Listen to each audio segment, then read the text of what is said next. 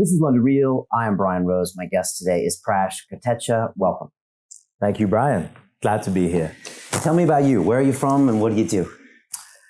So I am proudly of Indian heritage, but I have spent the last 4 decades in the gangsters' paradise known as London, England.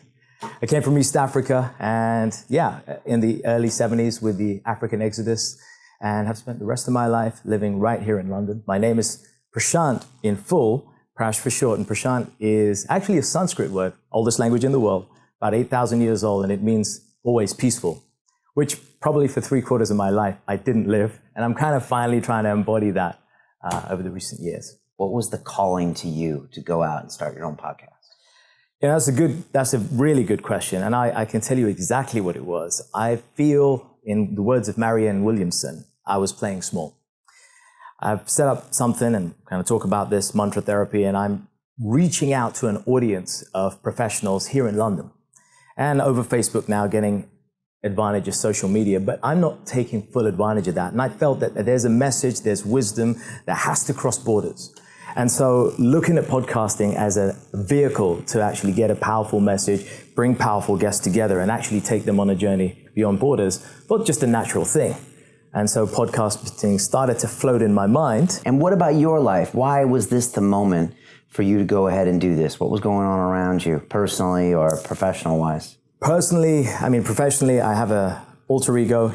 I think I'm some sort of crazy Cape Crusader because I have a day job that hustles and pays my bills. And then the journey to taking this spiritual message beyond borders has always been a compelling move for me. It's always been something that's been on my mind and in my heart, that how can we raise the consciousness of this planet? How can we help people? How can we contribute?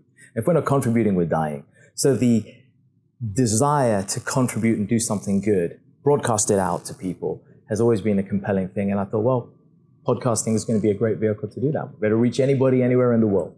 Be able to take a message that's powerful, impactful, without fuss and botheration, and really penetrate people's hearts right where they are in any medium. And that's the power of this consumption, I think. This particular medium gives us beyond anything else. Tell me about your podcast. What is it, and what were some of the big highlights of the course? So my podcast is Urban Spirituality. I came up with that name after so much soul searching, but it's Urban Spirituality, the show that's all about making spirituality work in an imperfect world. And it's an imperfect world. And I was just kind of growing sick and tired of people either labeling spirituality with a dirty word or a taboo, or associating it only with religion, and then people were not really grasping that. And I thought, wait a minute, we all have a spirit. Our true nature is pure consciousness. We're all pure consciousness. Therefore, spirituality is our essence. We just need to take the spiritual word, spirituality, and allow that to help us connect with our true essence, because that's what we're about. If we're not happy and connected to our true essence, then how can we align ourselves with happiness? People chase happiness. They should be chasing peace, which comes from alignment with our spirit. Urban spirituality is the birth child, therefore, of something that takes authentic dialogue, unfiltered conversation with real people who've been on journeys, and just allows them to express spiritual tools that give you spiritual tools, traits, and abilities to be able to inject this into people's daily lives. And I want it to be practical. So that's what urban spirituality is. It's an opportunity to get professionals to start taking bite-sized chunks of spiritual wisdom, embracing it, feeling it, living it, and sharing it with other people. But what are your plans for this podcast? Good question. So my plans are, the monthly calls are going to go on. We're going to keep people accountable, as you say. My plans are to now take what I started, this independent, spiritual-driven community, mantra therapy, which I started 8 years ago. 10,000 people now have experienced it, which couples live events, workshops, retreats, and now bolt that on to take it beyond borders. From London, where it's based, where most of our people come, and where we take people to retreats in Europe, now's the chance to take a podcast, spread that message beyond borders, and see that message grow, so that the podcast grows, the quality and the quantity of guests who have powerful and diverse spiritual messages also grows.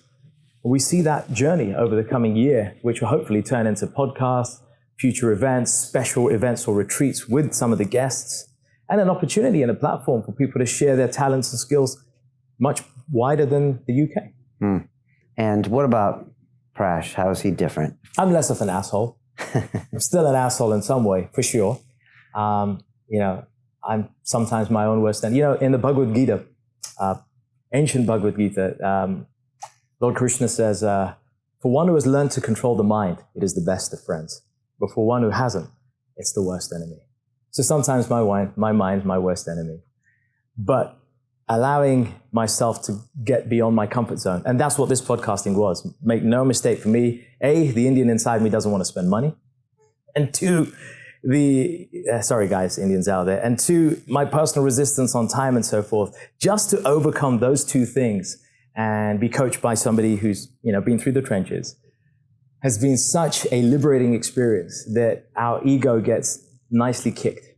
And the negative aspects of our personality start to shed. And I think that you can't put a price on that. What BY are doing right here, you can't put a price on that, because it is shaping souls and it's curing hearts and cutting egos, slicing them up, dissecting them so you get the true essence of somebody.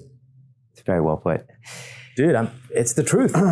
You know, the next 12 months are going to be big. We're going to be watching you. I'm expecting big things, more resistance to be conquered, more egos to be sliced. You know, but again, I appreciate your energy. And obviously you need to share that energy with the world. You got a great vibe. So let's just go make this world a better place. All right. We're going to do that one podcast at a time, one authentic soul at a time.